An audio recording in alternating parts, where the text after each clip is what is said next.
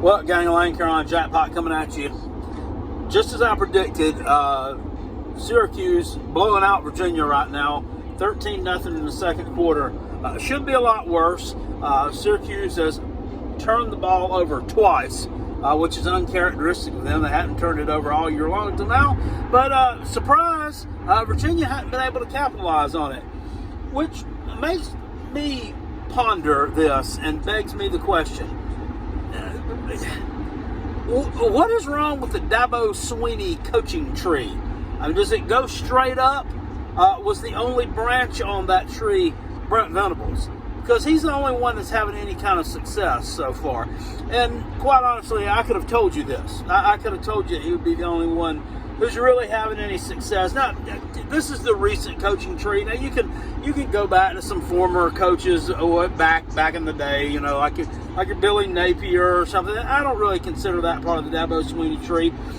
He left for greener pastures and made more success of himself somewhere else. But this Virginia offense under Tony Elliott as head coach, this is not working out very well. You know, Virginia had gotten to be under Bronco Mendenhall a pretty respectable team. Even made the New Year's Six game a few years ago, right?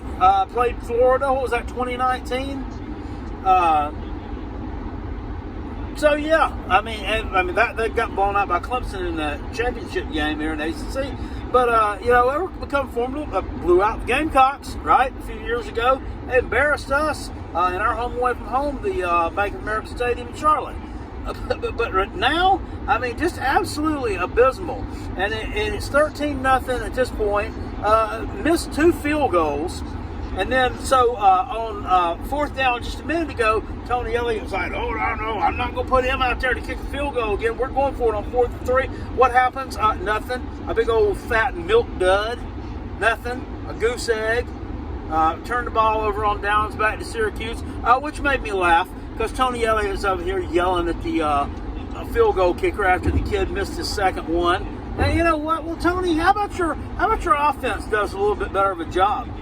How about that? So you don't put this poor kid in position to have to kick these long-ass field goals. And in what shape is he going to be in next year? Because right now, I think the only saving grace that he has is this Brennan Armstrong kid, this big-armed quarterback. And he's gone.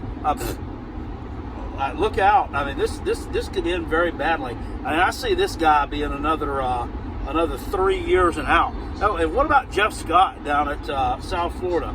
I mean, was his biggest win at South Florida a close loss last week to the Florida Gators? I think it was. I think it probably was.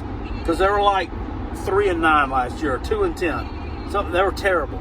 Absolutely awful. Was it the Clemson talent? Was it just the talent they were bringing in? The Travis Etienne's, the Trevor Lawrences, the Deshaun Watsons, the Wayne Gallmans, the people like that were making these dudes look good. Because right now, you don't look like you can score points out of the whip paper sack.